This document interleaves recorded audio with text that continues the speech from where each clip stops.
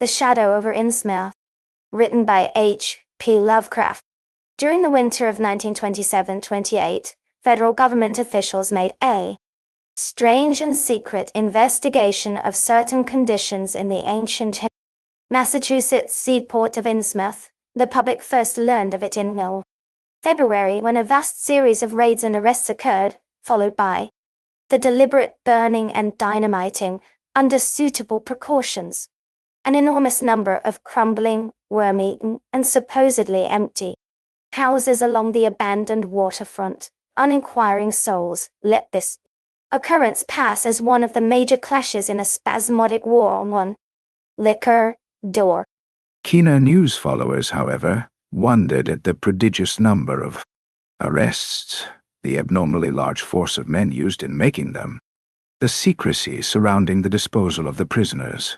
No trials, or even definite charges, were reported, nor were any of the captives seen thereafter in the regular jails of the nation. There were vague statements about disease and concentration camps, and later about dispersal in various naval and military prisons, but nothing positive ever developed. Complaints from many liberal organizations were met with long, confidential discussions, and representatives were taken on trips to certain camps and prisons. As a result, these societies became surprisingly passive and reticent. Newspapermen were harder to manage, but seemed largely to cooperate with the government in this all. And only one paper, a tabloid always discounted because of its choice. Wild policy, mentioned the deep-diving submarine that discharged torpedoes downward in the marine abyss just beyond Devil Reef. That item, gathered by chance in a haunt of sailors, seemed indeed rather far-fetched, since the low black reef lies a full mile and a half out from Innsmouth harbor, ... But at last I am going to defy the ban on speech about this thing. Results, I am certain, are so thorough that no public harm save a shock of repulsion could ever accrue from a hinting of what was found by those horrified raiders at Innsmouth. For my contact with this affair has been closer than that of any other layman, and I have carried away impressions which are yet to drive me to drastic measures. It was I who fled frantically out of Innsmouth in the early morning hours of July 16, 1927, and whose frightened appeals for government inquiry and action brought on the whole reported episode. I was willing enough to stay mute while the affair was fresh and uncertain, but now that it is an old story, with public interest and curiosity gone, I have an odd craving to whisper about those few frightful hours in here. That ill-rumored and evilly shadowed seaport of death and blasphemous abnormality. Why, I never heard of Innsmouth till the day before I saw it for the first time. And so far, last time, I was celebrating my coming of age by a tour of New England, sightseeing, antiquarian, and genealogical, and had planned to go directly from ancient Newburyport to Arkham, whence my mother's family was derived. I had no car, but was traveling by train. Trolley and motor coach, always seeking the cheapest possible route.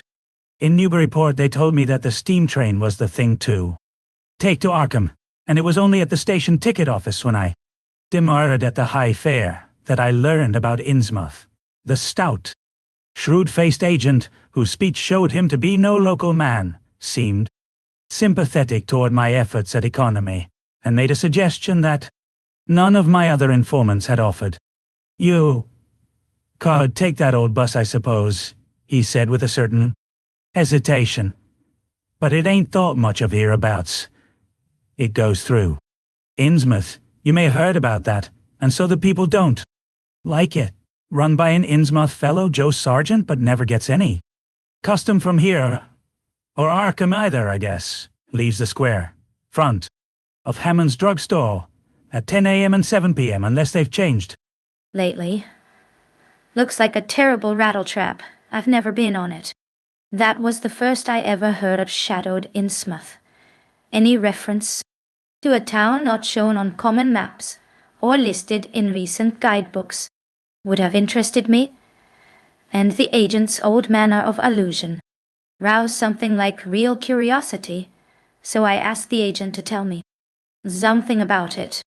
He was very deliberate, and spoke with an air of feeling slightly superior to what he said. Innsmouth.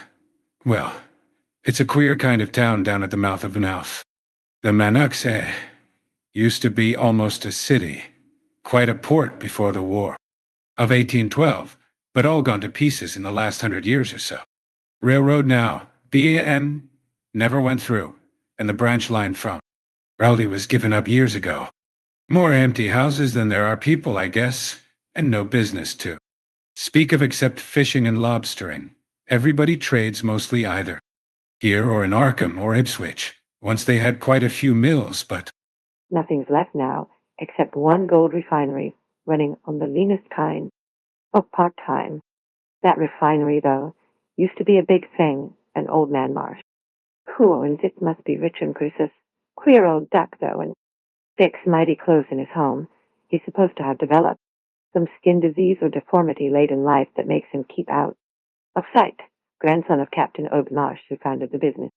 His mother seems to have been some kind of foreigner.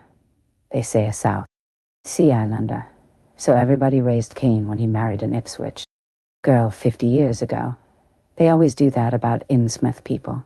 And folks here and hereabouts always try to cover up any Innsmouth blood they have in him. But Marsh's children and grandchildren look justly like anybody else so far as I can see. I have had him pointed out to me. Here, though, come to think of it, the elder children don't seem to be around lately. Never saw the old man.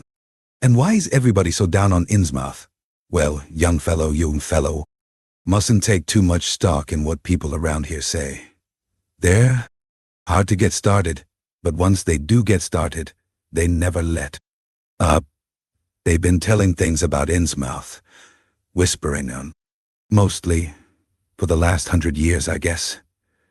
And I gather they're more scared than anything else. Some of the stories would make you laugh about old Captain Marsh driving bargains with the devil and he bringing imps out of hell to live in Innsmouth, or about some kind of height. Devil worship and awful sacrifices in some place near the wharves that people stumbled on around 1845 or thereabouts. But I come from Panton, Vermont, and that kind of story don't go down with me. You ought to hear, though, what some of the old-timers tell about the Black Reef off the coast, Devil Reef, they call it. It's, well, above water a good part of the time, and never much below it, but at it, that you could hardly call it an island.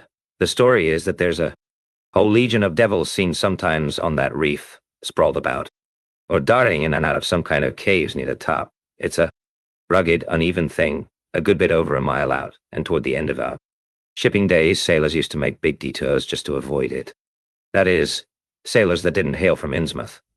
One of the things they had against old Captain Marsh was that he was supposed to land on it sometimes at night, when the tide was right. Maybe he did, for I dare say the rock formation was interesting, and it's just barely possible. He was looking for pirate loot and maybe finding it, but there was talk of his dealing with demons there. Fact is, I guess on the whole it was. Really? The captain that gave the bad reputation to the reef. That was before the big epidemic of 1846, when over half the folks in Innsmouth was carried off. They never did quite figure out what the trouble was, but it was probably some foreign kind of disease, brought from China or somewhere by the shipping. It surely was bad enough. There was riots over it, and all sorts of ghastly doings that I don't believe ever got outside of town, and it left the place in awful shape. Never came back. There can't be more than 300 or 400 people living there now. But the real thing behind the way folks feel is simply race and prejudice, and I don't say I'm blaming those that hold it. I hate those Innsmouth folks myself, and I wouldn't care to go to their town. I suppose you know, though I can see you're a Westerner by your talk, what a lot our New England ships used to have to do with queer Ports in Africa, Asia, the South Seas, and everywhere else. And what queer kinds of people they sometimes brought back with them. You've probably heard about the Salem man that came home with a Chinese wife. And maybe you know there's still a bunch of Fiji Islanders somewhere. Around Cape Cod. Well, there must be something like that back of the Innsmouth people. The place always was be cut off from the rest of the country by marshes and creeks, and we can't be sure about the ins and outs of the matter. But it's pretty clear that old Captain Marsh must have brought home some odd specimens when he had all three of his ships in commission back in the 20s and 30s. There certainly is a strange kind of a streak in the Innsmouth folks today. I don't know how to explain it, but it sort of makes you crawl. You'll notice a little.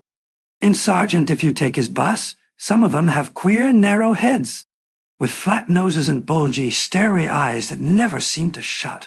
Their skin ain't quite right, rough and scabby, and the sides of their necks are all shriveled or creased up. Get bald, too, very young. The older fellows look the worst.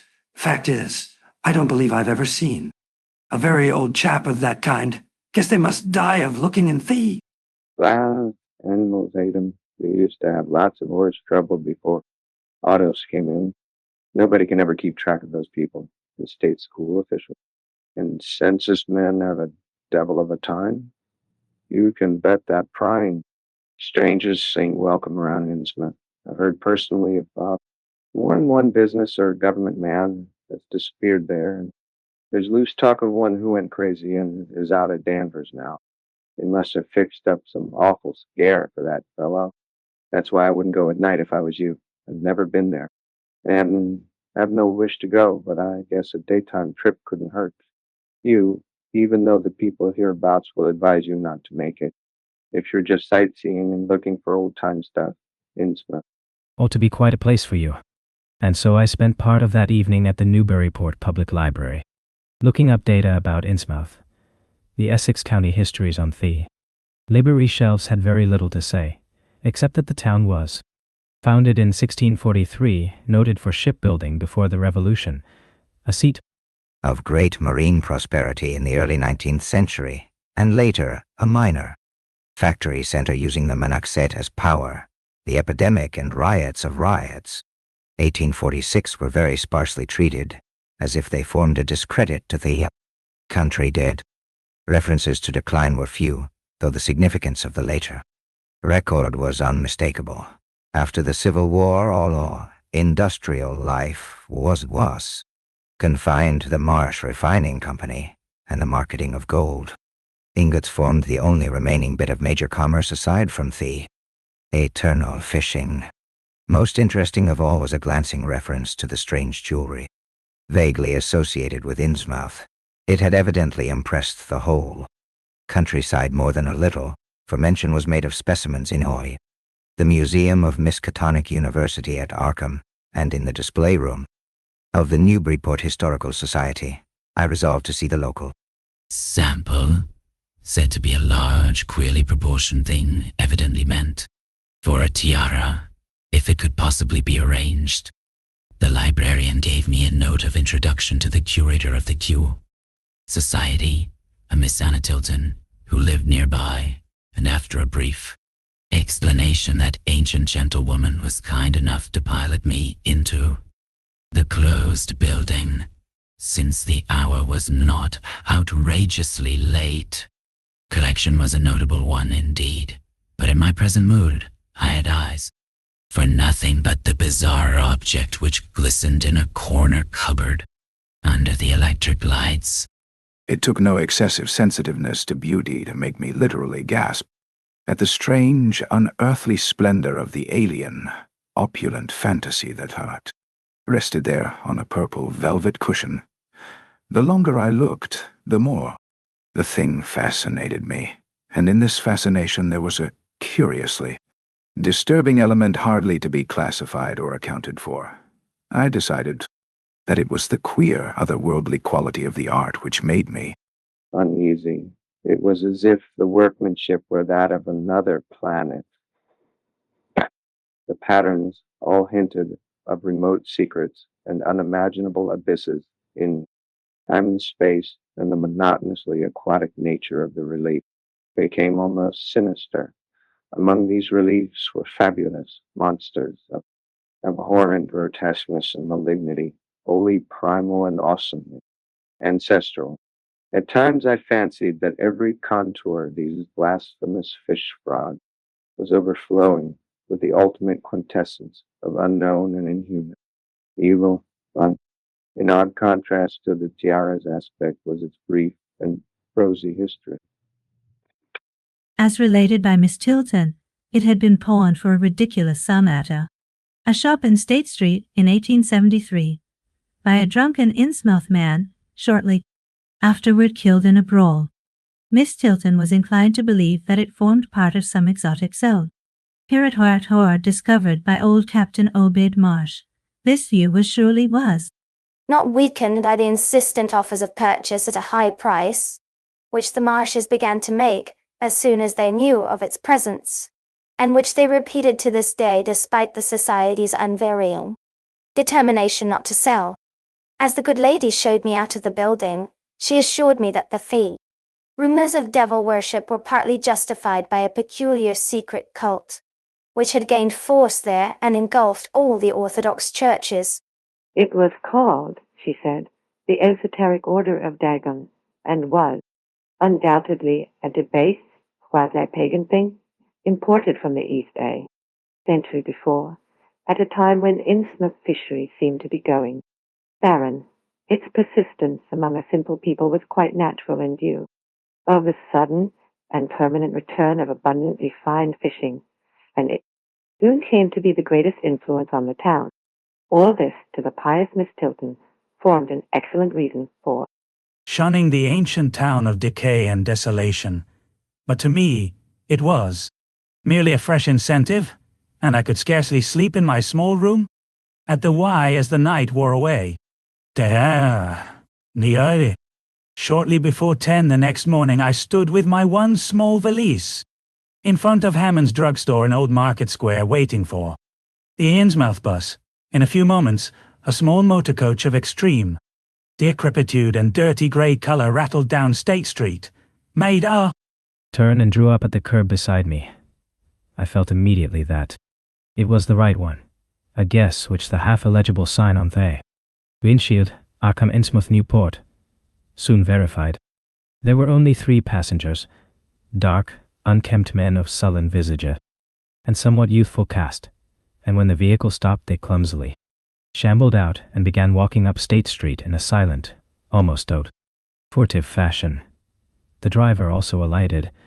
This, I reflected, must be the Joe Sergeant mentioned by the ticket agent, and even before I had noticed any details there spread over me a wave of spontaneous aversion, which could be neither checked nor explained.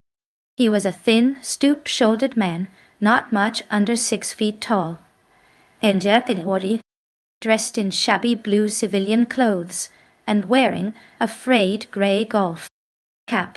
His age was perhaps 35, but the odd deep creases in the sides of his neck made him seem older when one did not study his dull, expressionless face. He had a narrow head, bulging, watery blue eyes that seemed never to wink, a flat nose, a receding forehead and chin, and singularly undeveloped ears.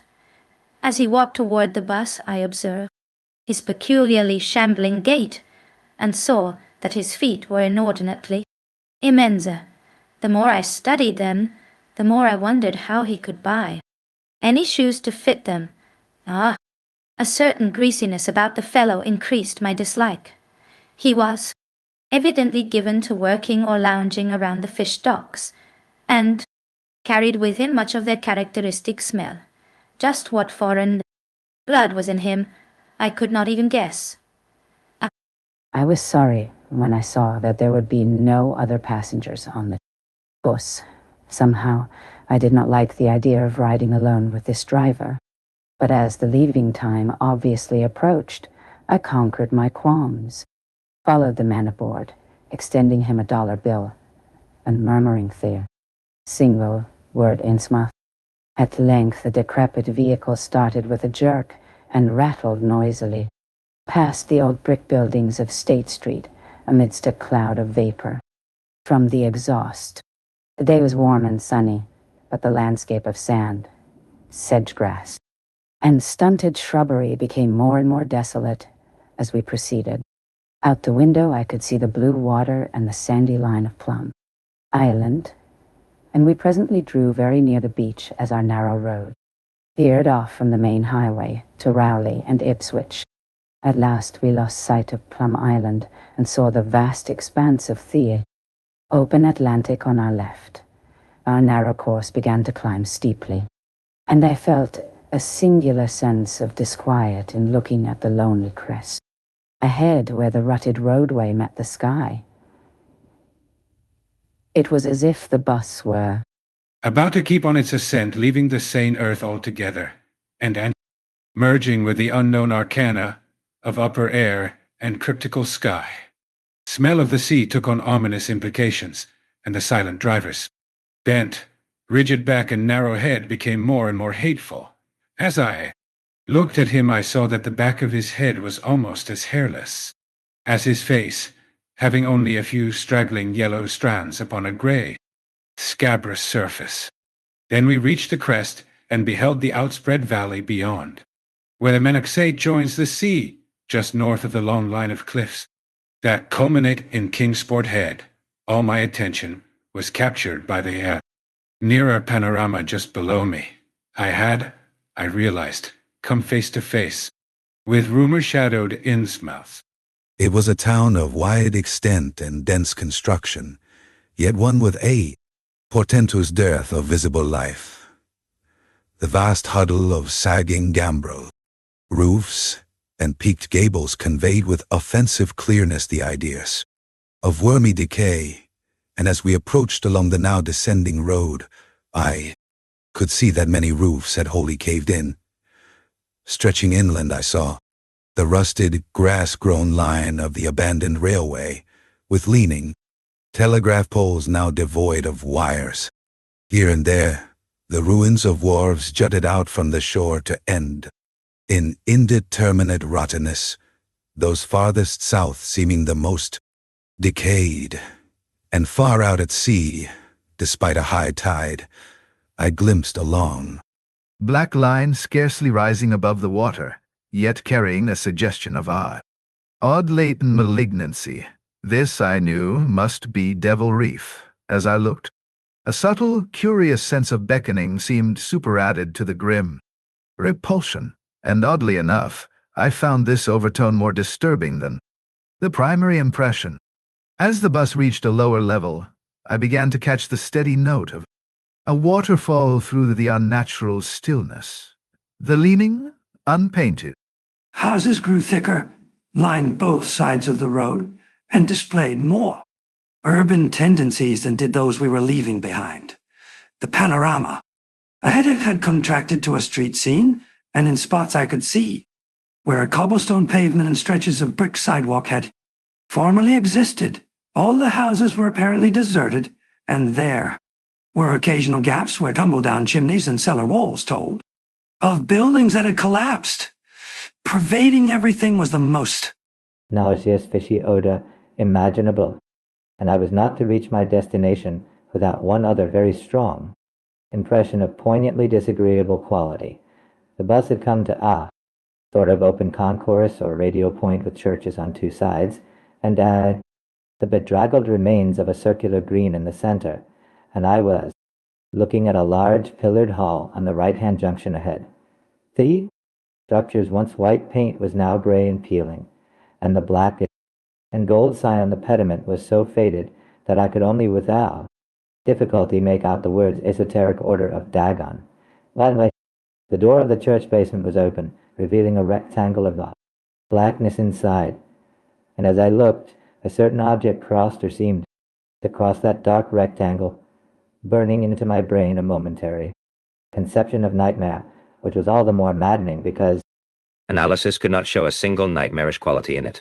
It was a living object, the first except the driver that I had seen since entering the compact part of the town, and had I been in a Steadier mood, I would have found nothing whatever of terror in it. Clearly, as I realized a moment later, it was the pastor.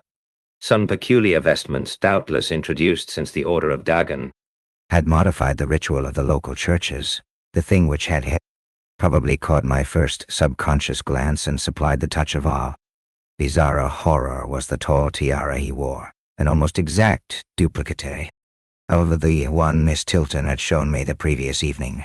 This, acting on my imagination, had supplied namelessly sinister qualities to the indeterminate face and robed, shambling form beneath it.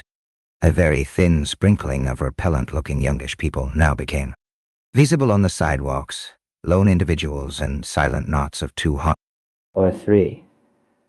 The lower floors of the crumbling houses sometimes harbored small shops with dingy signs, and I noticed a parked truck or two as we rattled along.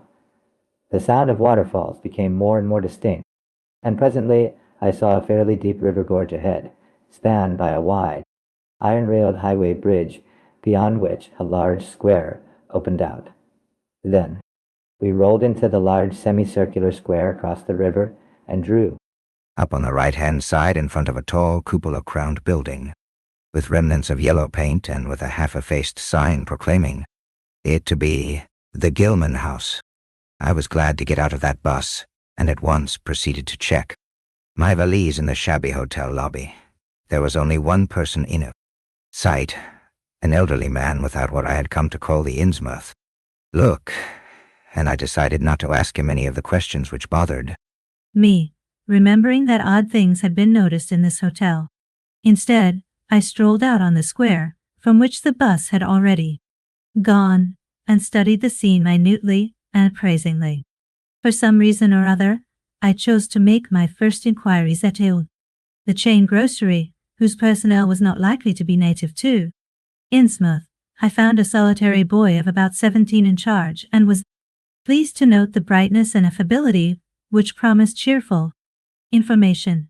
He seemed exceptionally eager to talk, and I soon gathered that he did not like the place, its fishy smell, or its furtive people. His family did not like him to work in Innsmouth, but the chain had transferred him there, and he did not wish to give up his job.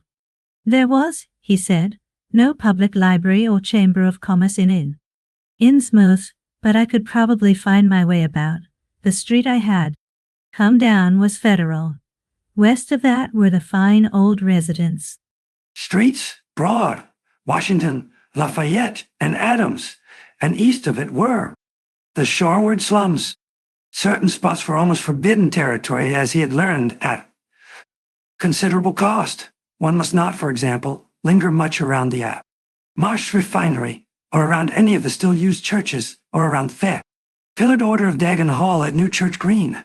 Those churches were very odd, all violently disavowed by their respective denominations. Elsewhere, and apparently using the queerest kind of ceremonials and clerical vestments. As for the Innsmouth people, the youth hardly knew what to make of them, their appearance, especially those staring, unwinking eyes which one never saw shut, was certainly shocking enough, and their voices were disgusting. It was awful to hear them chanting in their churches at night, and especially during their main festivals or revivals, which fell twice a year on April 30 and October 31. They were very fond of the water, and swam a great deal in both river and harbor. Swimming races out to Devil Reef were very common, and everyone in sight seemed well able to share in this arduous sport. It would be of no use, my informant said, to ask the natives anything about the place. The only one who would talk was a very aged but normal-looking man who lived at the poorhouse on the north rim of Thrim town and spent his time walking about or lounging around the fire station. This hoary character, Zadok Allen, was 96 years old and somewhat touched in the head besides being the town drunkard. He was a strange, furtive creature who constantly looked over his shoulder as if afraid of something, and when sober could not be persuaded to talk at all with strangers. He was, however, unable to resist any offer of his favorite poison, and once drunk would furnish the most astonishing fragments of whispered reminiscence. After all, though, little useful data could be gained from him. Since on, his stories were all insane, incomplete hints of impossible marvels and horrors which could have no source save in his own distorted fancy. Nobody ever believed him, but the natives did not like him to drink and talk with any strangers, and it was not always safe to be seen questioning him.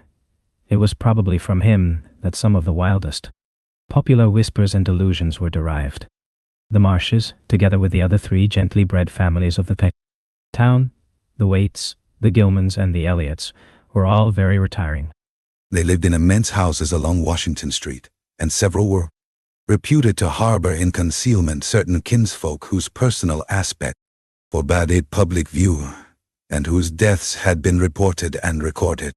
Warning me that most of the street signs were down, the youth drew for my benefit a rough but ample and painstaking sketch map of the town's salient features.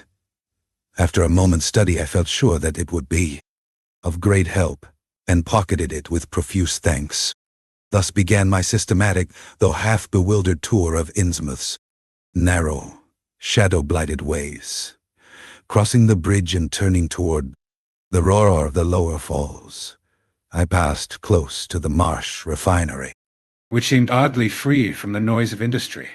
This building stood on the steep river bluff near a bridge and an open confluence of streets which I took to be the earliest civic center, displaced after the revolution by the present town square. Recrossing the gorge on the Main Street Bridge, I struck a region of utter desertion which somehow made me shudder. Collapsing huddles of gambrel roofs formed a jagged and fantastic skyline, above which rose the ghoulish, decapitated steeple of an ancient church. This street was as deserted as Main, though it differed in having many brick and stone warehouses still in excellent shape. Water Street was almost its duplicate, save that there were great seaward gaps where wharves had been. Not a living thing did I see, except for the dial. Scattered fishermen on the distant breakwater, and not a sound did I hear save the lapping of the harbor tides and the roar of the falls in the Manuxet. I kept north along Main to Martin, then turning inland, crossing Federal Street safely north of the Green and entering the decayed patrician neighborhood of Northern Broad, Washington, Lafayette, and Adams Streets. Following Washington Street toward the river, I now faced a zone of former industry and commerce, noting the ruins of a factory ahead and seeing others with the traces of an old railway station and covered railway bridge beyond up the gorge on my right.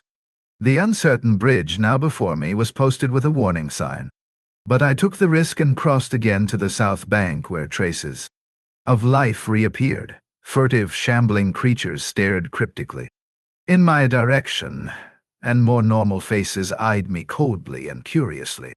Innsmouth was rapidly becoming intolerable, and I turned down Payne Street toward the square in the hope of getting some vehicle to take me to Arkham before the still distant starting time of that sinister bus. It was then that I saw the tumble-down fire station on my left, and noticed the red-faced, bushy-bearded, watery-eyed old man in her nondescript rags, who sat on a bench in front of it, talking with a pair of unkempt but not abnormal-looking firemen. This, of course, must be Zadok Allen, the half-crazed, licorice non-agenarian whose tales of soul, old Innsmouth and its shadow, were so hideous and incredible. Ja, sagathaidable kalka. Talindakan. Tensiere napanawap, Drija, Tavasta, Avanil, Delictonate.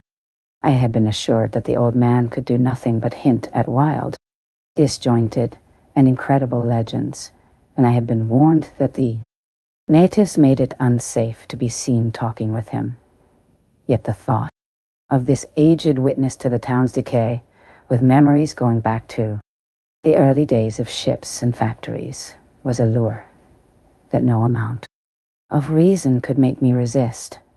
Curiosity flared up beyond sense and caution, and in my youthful egotism, I fancied I might be able to sift a nucleus of real history from the confused, extravagant outpouring I would probably extract with the aid of whiskey A quart bottle of such was easily, though not cheaply, obtained in the gale rear of a dingy variety store just off the square in Elliott Street. Re-entering the square, I saw that luck was with me, for, shuffling out of Payne Street around the corner of the Gilman house, I glimpsed nothing less than the tall, lean, tattered form of old Zadok Allen. In himself, in accordance with my plan, I attracted his attention by brandishing my newly purchased bottle, and soon realized that he had begun to shuffle wistfully after me as I turned into Waite Street on my way to the most deserted region I could think of. Before I reached Main Street, I could hear a faint and wheezy "Hey, mister," behind me, and I presently allowed the old man to catch up and take copious pulls from the quart bottle.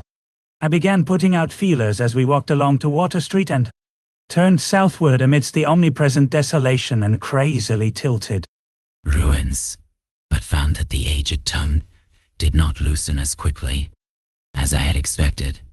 At length I saw a grass-grown opening toward the sea between crumbling brick walls, with the weedy length of an earth and masonry wharf projecting beyond. Piles of moss-covered stones near the water promised tolerable seats, and the scene was sheltered from all possible view by a ruined warehouse on the north. About 4 hours remained for conversation.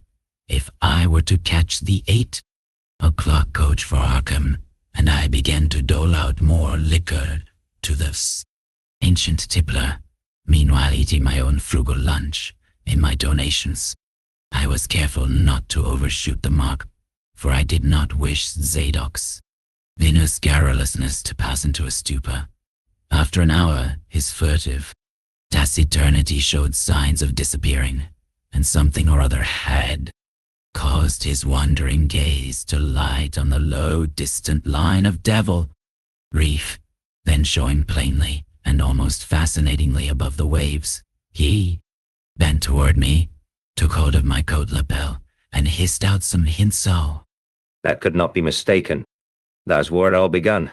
That cursed place of all wickedness, The deep water starts. Gate of hell. Sheer drop down to a bottom no. So und and line Kintech. All Captain Obed done it. Him that found a Morin was good for him in the Southsea Islands. Never was nobody like Captain Obed. Old limb of Satan. I ken. Mind him a-tellin' about foreign parts, and callin' all the folks. Stupid for going to Christian meeting and bearing their burdens meek. Well, only says they'd order to get better gods like some of the folk. In the Ingies, gods is bring them good fish in return for their sacrifices, and would really answer folks' prayers. Matt Elliott, his first mate, talked a lot too, only he was zagging. Folks doing any heathen things. Told about an island east of the heat to where there was a lot of stone ruins older than anybody knew. Anything about kind of like the Monponape and the Carolines, but with carvings of faces that looked like the big statues on East Island. There was a little volcanic island near there too where they was. Other ruins with different carvings. Ruins all wore away like they'd been under the sea onked, and with pictures of awful monsters all over 'em. While Sir Matt, he says the natives around there had all the fish they could catch, and sported bracelets and armlets and head rigs made all of a queer kind of gold and covered with pictures of monsters just like the ones carved over the ruins on the little island, sorter fish-like. Frogs or frog-like fishes that was drawed in all kinds of positions, like they was human beings. Nobody could get out of them where they got. All the stuff, and all the other natives wondered how they managed to find fish in plenty even when the very next islands had lean pickings. Matt, he got to wondering too, and so did Captain Obed, he notices. Besides, that lots of the handsome young folks drop out of sight, fair good from year to year, and that they want many old folk around. Also, he thinks some of the folks looks derned queer even for Kanakies. It took Obed to get the truth out of them heathens. I don't know how. He done it, but he begun by trading fur the gold-like things they wore. Asked 'em where they come from, and if they could get more, and finally wormed the story out of the old chief, Lakea, they called him. Nobody but Obed ever believed the old yeller devil, but the captain. Cud read folks like they was books. Nobody never believes me? Now when I tell him, and I don't suppose you will, young fella, though. Come to look at ye, have kinda got them sharp reading eyes like Obed had. The old man's whisper grew fainter, and I found myself shuddering at the terrible and sincere portentousness of his intonation, even though I knew his tale could be nothing but drunken fantasy. Well, sir, Obed learned that there's things on this earth as most folks never heard about and wouldn't believe if they did hear. It seems these Kanakys was sacrificing heaps of their young men and maidens, too. Some kind of god things that live under the sea and getting all kinds of favors in return. They met the things on the little islet with thee. Queer ruins, and it seems them awful pictures of frog-fish monsters was supposed to be pictures of these things. Maybe they was the kind O's.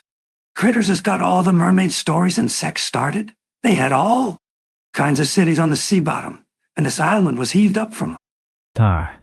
Seems they were some of the things alive in the stone buildings, when the island come up sudden to the surface. That's how the Kanakys got wind they was down there, made sign talk as soon as they got over.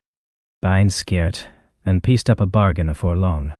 Them things like human sacrifices, had 'em ages afore, but lost track of the upper world arter a time.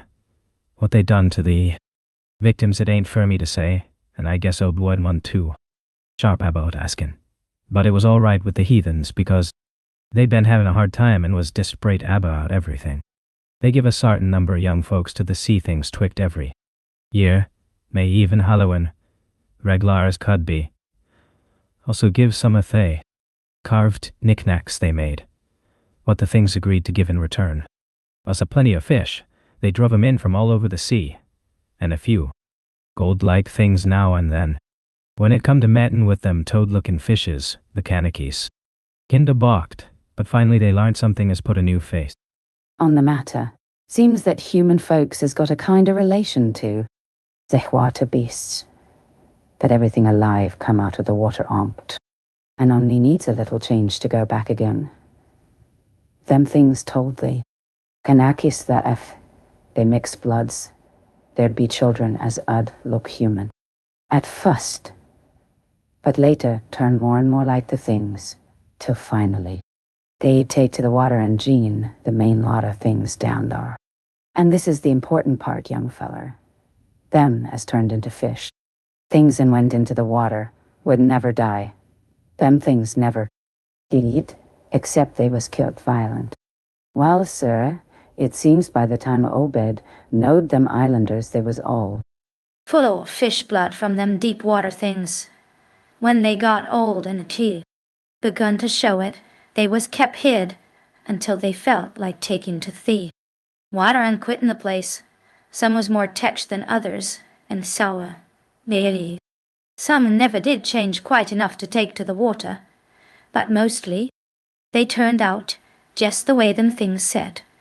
Them as was born more like the things changed early, but them as was nearly human sometimes stayed on the island till they was past 70, though they'd usually go down under fair trial trips afore that.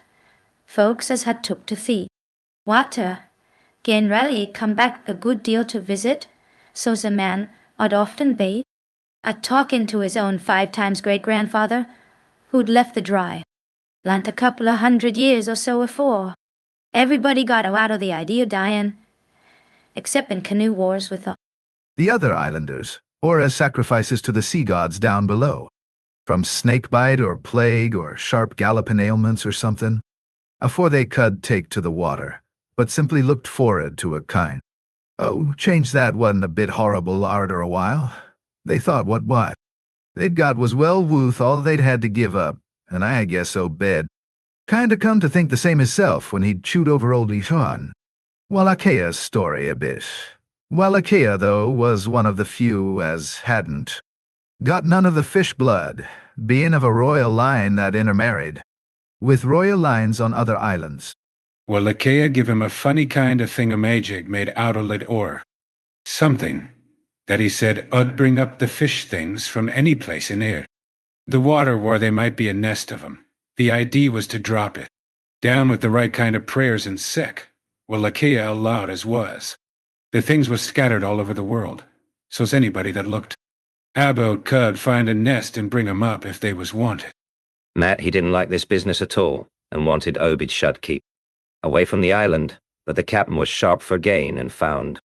He could get them gold-like things so cheap it'd pay him to make a specialty of 'em. Things went on that way for years, and Obed got enough of that. Gold-like stuff to make him start the refinery in Waite's old rundown. Fallen Mill. While Kamabea 38, when I was 7-year-old, Obed here. Found the island people all wiped out between voyages. Seems the edge. Other islanders had got wind of what was going on, and had took matters into their own hands. Suppose they must have had, arter all, them old magic. Science, as the sea things says, was the only things they was afeard of. No. Tellin' what any of them Kanakis will chance to get a holt of, when the sea bottom throws up some island with ruins older'n the deluge. Highest cusses these was, they didn't leave nothin' standin' on either the main island or the little volcanic islet, except what parts of the ruins was too big to knock down. That naturally hit Obed pretty hard, seen as his normal trade was doing very poor. It hit the whole of Innsmouth too, because in seafaring days what profited the master of a ship generally profited the crew proportionate. Most of the folks around the town took the heart. Times kinda sheep-like and resigned, but they was in bad shape because the fishin' was pettering out and the mills wasn't doing none too well. Then's the time Obed he begun a cursin' at the folks for being dull. Sheep and praying to a Christian heaven as didn't help 'em none. Told 'em he'd know to folks as prayed to gods that give something ye really need. And says if a good bunch of men who'd stand by him, he could. Maybe get a holt of certain powers, as that'd bring plenty of fish and quiet. A bit of gold. Here the old man faltered, mumbled, and lapsed into a moody and down, apprehensive silence, glancing nervously over his shoulder, and then turning back to stare fascinatedly at the distant black reef. When I spoke to him, he did not answer, so I knew I would have to let him finish the bottle. He licked its nose and slipped it into his pocket, then beginning to nod and whisper softly to himself. I bent close to, catch any articulate words he might utter, and thought I saw a sardonic smile behind the stained bushy whiskers. Yes, he was really forming words, and I could grasp a fair proportion of them. Poor MvIiIaX was agin it, tried to line up the folks on his side and had long talks with the preachers. No use. They run. The Congregational parson out of town, and the Methodist feller. Quit. Never did see Resolved Babcock, the Baptist parson agin. Wrath. Oh, Jehovah, I was a mighty little critter, but I heard what I heard and seen what I seen, Dagon and Ashtoreth, Belial and Beelzebub, Golden, Calf and the idols of Canaan and the Philistines, Babylonish, abominations, Mene, Tekel, Opazin. He stopped again, and from the look in his watery blue eyes, I feared here. Was close to a stupor after all, but when I gently shook his shoulder, he turned on me with astonishing alertness and snapped out some more obscura phrases. Don't believe me, hey? Then just tell me, young feller, why Captain Ogden 20-odd other folks used to row out to devil, reef in the dead of night and chant things so loud ye could hear 'em all over town when the wind was right. Tell me that, hey? And tell me why Obed was allus dropping heavy things down into the deep water. T'other side of the reef where the bottom shoots down like a cliff. Lower ye can sound. Tell me what he done with that funny-shaped lead. Thing knew my jig, as Wallachia give him. Hey, boy. The watery blue eyes were almost savage and maniacal now, and the dirty white beard bristled electrically. Old Zadok probably saw me shrink back, for he began to cackle evilly. Begin to see, eh? How about the night I wait? Took my pa's ship's glass up to a cupola and see the reef a bristling. Thick with shapes that dove off quick soons. The moon riz? Oh, didn't they? Folks was in a dory. but them shapes dub off the far side into the deep water and never come up. How do you like to be a little shaver? Alone up in a cupola watching shapes. I asked one human shape, hey.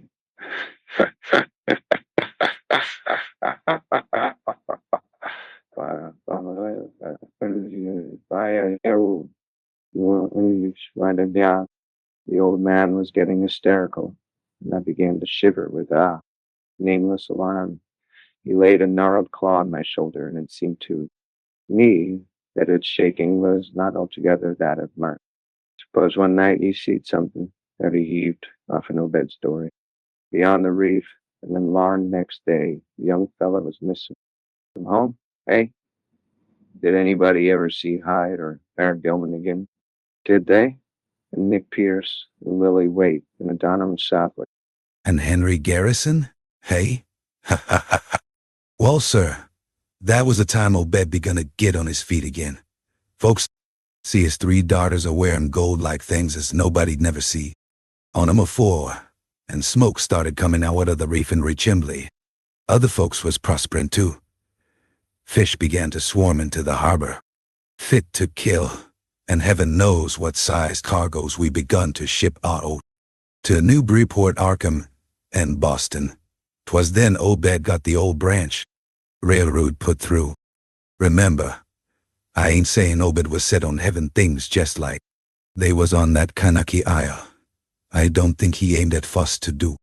No mixin', no raise no young uns to take to the water and turn into Fishes with eternal life. He wanted them gold things and was willing to pay heavy, and I guess the others were satisfied for a while. Come in 46, the town done some looking and thinking fair. Itself, too many folks missing, too much wild preaching at meeting of A. Then too much talk about that reef. I guess I done a bit by telling. Desmond Murray, what I see from the cupola, there was a party one night. As followed Obed's crowd out to the reef, and I heard shots betwixt the dories. Next day, Obed and Buddy too. Others was in jail. Everybody a wondering just what was afoot and just what charge again. Cud begot to Holt. God, if anybody looked ahead. A couple. A weeks later, when nothing had been thrown into the sea for that long, Zadok was showing signs of fright and exhaustion, and I let him keep silence for a while, though glancing apprehensively at my watch. Tide had turned and was coming in now, and the sound of the waves seemed to arouse him. That awful night, I seed 'em. I was up in the cupola, hordes of 'em, swarms of 'em, all over the reef and swimming up the harbor into the Manaxet. God, what happened in the streets of old Innsmouth that night. They rattled our door, but Pa wouldn't open. Then he clumb out the kitchen window with his musket to find it. Selectman hurry and see what he could do. Mounds of the dead and all the dying. Shots and screams, shouting old squar in town. Squar in New Church Green. Jail throwed open. Proclamation. Treason. Called it the plague when folks come in and found half hour. People missing. Nobody left but them. As Jean in with Obed and with Obed. Them things. Or else keep quiet. Never hear to my pa no more. The old man was panting and perspiring profusely. His grip on my shoulder tightened. Everything cleaned up in the morning, but there was traces. He kinder takes charge and says things is going to be changed. Others'll worship with us at meeting time, and certain houses has got to entertain the guests that wanted to mix like they done what they done. Kanakis, and he fair one didn't feel bound to stop 'em. Far gone was Obed, yes, like a crazy man on the subject. He says they bring us fish and treasure, and should have what they hankered arter. Nothing was to be different on the yacht side, only we was to keep shy. Oh, strangers, if we knowed what was good for us, we all had to take the lead. Oh, the dagon, and later on they was second and third oaths that some of us took. Them as help special, get special rewards, gold and no use balkin, for they was millions of 'em down thar. They'd rather not start risin' and wiping it head, but if they was gave away in force too. They could do a lot toward just that. Yield up enough sacrifices and savage knickknacks and harborage in the town when they wanted it, and they'd let well enough alone. All in air. The band of the faithful order a Dagon, and the children should never be, but go back to the mother Hydra. And Father Dagon, what we all come. From Onkt, Shea, Cthulhu stan, Fongluin el Zavna, Shitulu, Valei, Gana, Gersostanya. Old Zadok began to moan now, and tears were coursing down his channeled cheeks into the depths of his beard.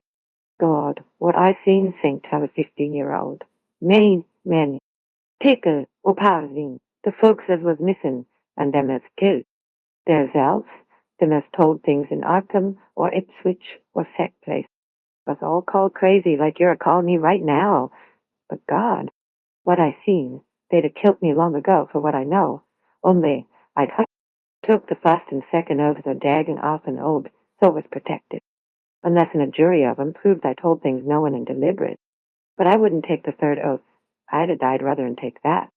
It got worse around Civil War time, when children born synced. 46 begun to grow up, some of 'em, that is. I was. I feared. Never did no pryin' arter that awful night, and never see one. Oh, tam, close to in all my life. That is, never no full-blooded one. Barnabas Marsh, that runs the refinery Neo, is Obed's grandson by his first wife, son of one the safer as his eldest son, but his mother was another of them as wasn't never seed outdoors. Right now Barnabas is about changed, can't shut his eyes no more. And he's all out of shape. They say he still wears clothes, but he'll take to the water soon. The sound of the incoming tide was now very insistent, and little by little it seemed to change the old man's mood from maudlin tearfulness to watchful fear. He would pause now and then to renew those nervous glances over his shoulder or out toward the reef, and despite the wild absurdity of his tale, I could not help beginning to share his vague apprehensiveness. Zadok now grew shriller and seemed to be trying to whip up his courage with louder speech. Hey, you, why don't you say something? How'd you like to be living in A? Town like this, with everything a-rottin' and a-dyin', and boarded up. Monsters crawlin' and bleatin' and barkin' and hoppin' arrow and blackin'. Cellars and attics every way you turn.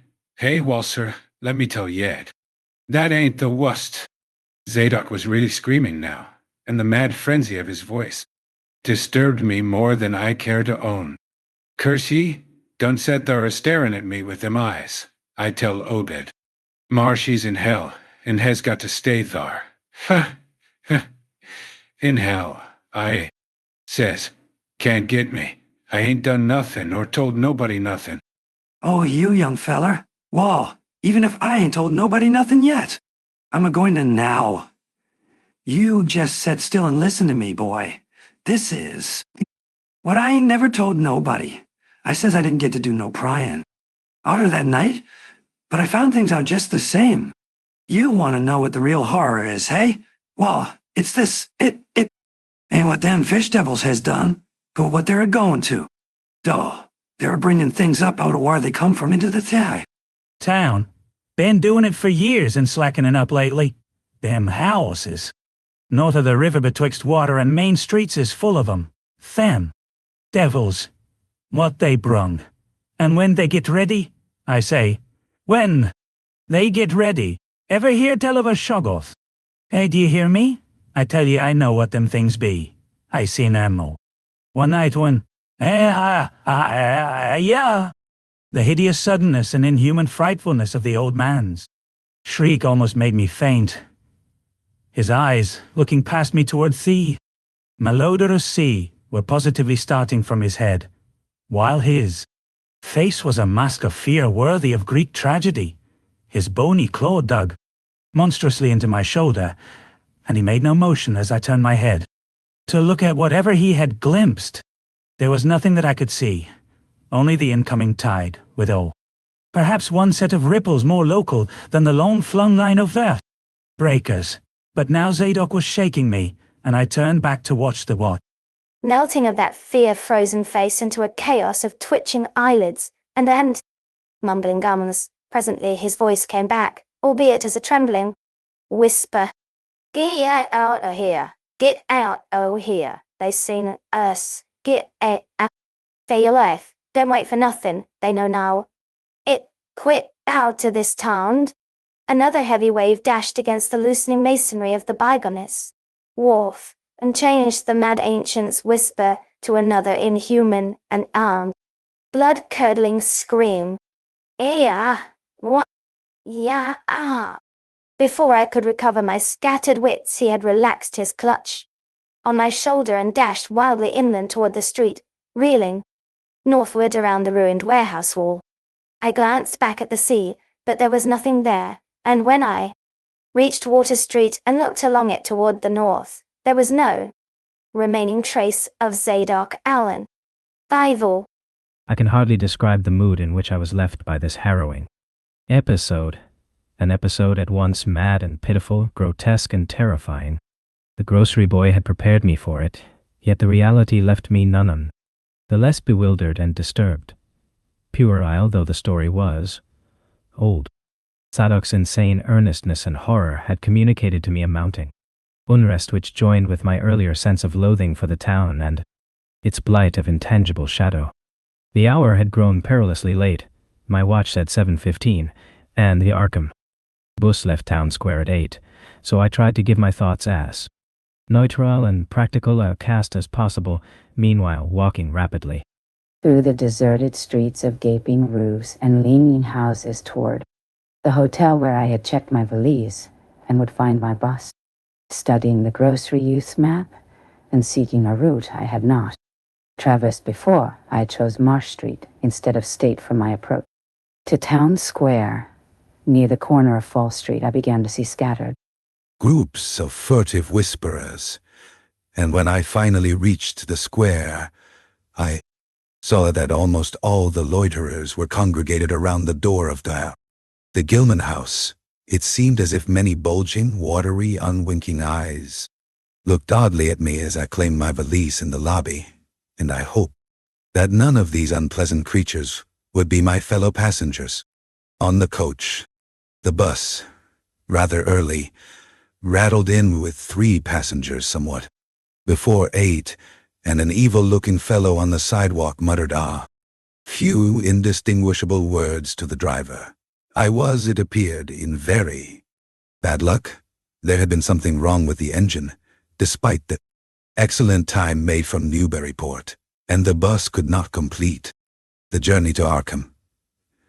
No, it could not possibly be repaired that night, nor was there any other way of getting transportation out of Innsmouth, either to Arkham or elsewhere.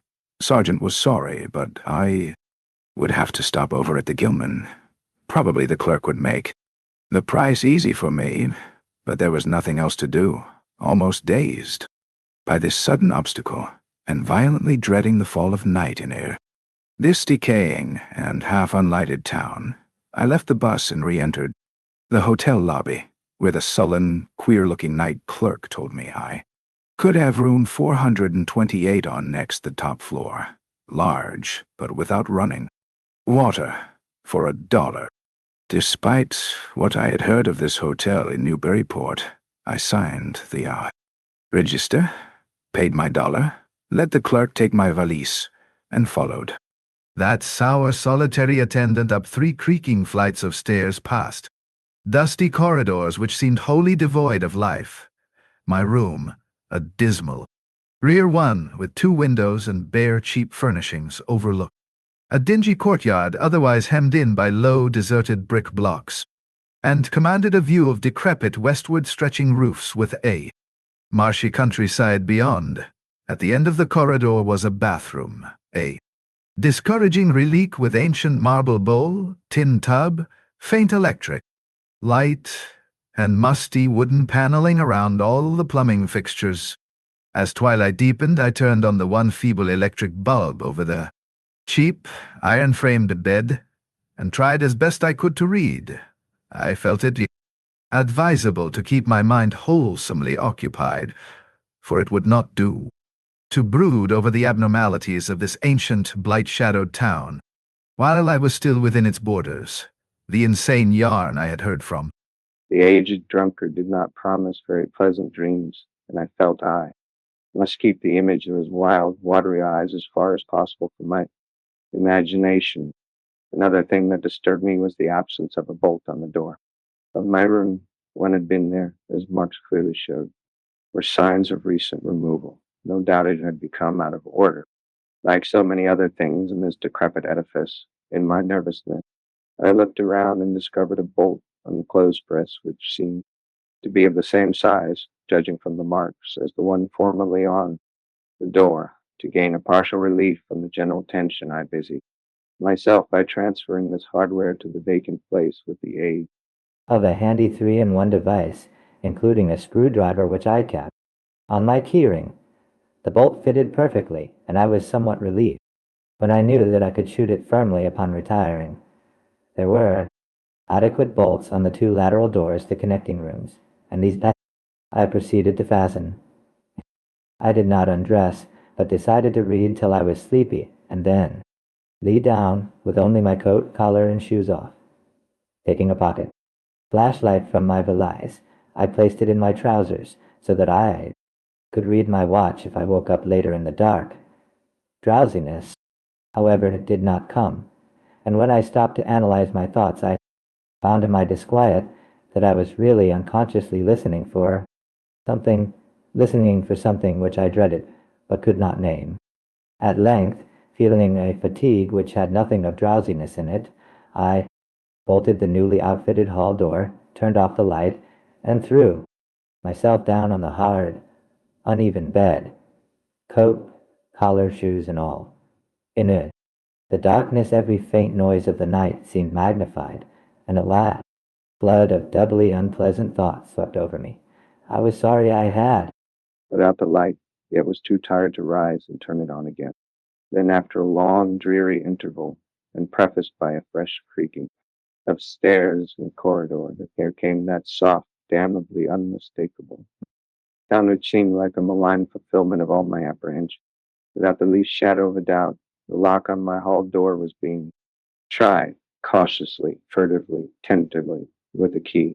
The change in the menace from vague premonition to immediate reality was a profound shock that fell upon me with the force of a genuine blow. It never once occurred to me that the fumbling might be a mere mistake.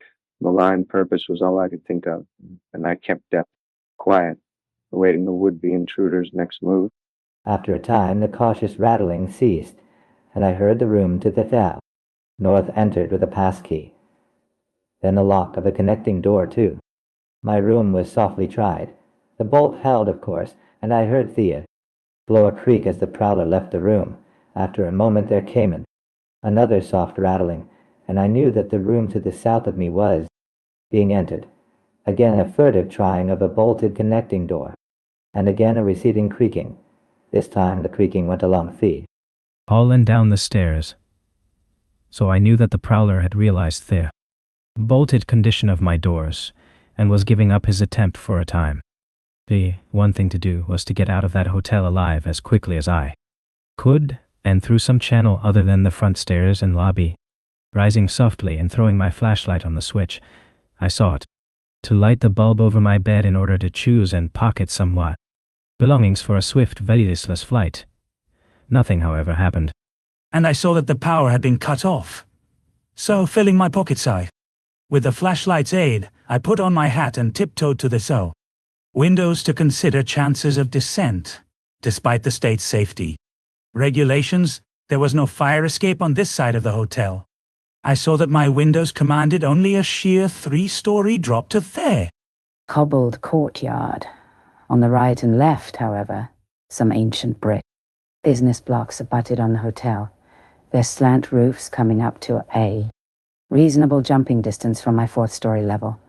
To reach either of these lines of buildings, I would have to be in a room 2 doors from my own, in one case on the north, and in the other case on the pole. South, and my mind instantly set to work calculating what chances I had of making the transfer. First, I reinforced my own outer door by pushing the bureau against it, little by little, in order to make a minimum of sound. Then, gathering from the grocery boy's map that the best route out of town was southward, I glanced first at the connecting door on the south, side of the room. It was designed to open in my direction, hence I saw, after drawing the bolt and finding other fastenings in place, it was not a favorable one for forcing, accordingly abandoning it as a route. I cautiously moved the bedstead against it to hamper any attack which might be made on it later from the next room. The door on the north was hung to open away from me, and this, though a test proved it to be locked or bolted from the other side, I knew must be my new route. If I could gain the roofs of the buildings in Payne Street and Payne Street, descend successfully to the ground level, I might perhaps dart through the courtyard and the adjacent or opposite buildings to Washington, or Bates, or a submergent Payne and edge around southward into Washington? In any case, I would aim to strike Washington somehow and get quickly out of the town square region. My preference would be to avoid Payne, since the fire station there might be open all night. I was irresolutely speculating on when I had better attack the northward door, and on how I could least audibly manage it, when I noticed that the vague noises underfoot had given place to a fresh and heavier creaking of the stairs. A wavering flicker of light showed through my transom, and the boards of the corridor began to groan with a ponderous load. Muffled sounds of possible vocal origin approached, and at length a firm knock came at my outer door. For a moment I simply held my breath and waited. Eternities seemed to elapse, and the nauseous, fishy odor of my environment seemed to mount suddenly and spectacularly. Then the knocking was repeated, continuously, and with growing insistence. I knew that the time for action had come, and forthwith drew the bolt of the northward connecting door, bracing myself for the task of battering it open. The knocking waxed louder, and I hoped that its volume would cover the sound of my efforts. At last beginning my attempt, I lunged again, and again at the thin paneling with my left shoulder, heedless of shock or pain dart. Finally, the connecting door gave, but with such a crash that I knew those outside must have heard.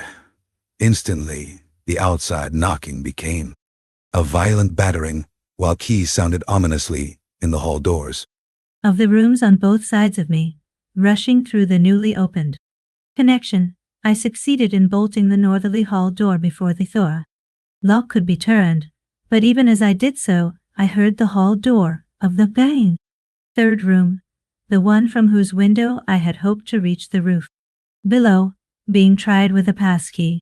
For an instant I felt absolute despair, since my trapping in a chamber with no window egress seemed complete. Then, with a dazed automatism, I made for the next connecting door and performed the blind motion out, pushing at it in an effort to get through. Dear fortunate chance gave me my reprieve, for the connecting door before me was not only unlocked, but actually ajar. In a second, I was through, and had my right knee and shoulder against the hall door, which was feasibly opening inward. My pressure took the opener off guard, for the thing shut as I pushed, so that I could slip the well-conditioned bolt as I had done with the other door.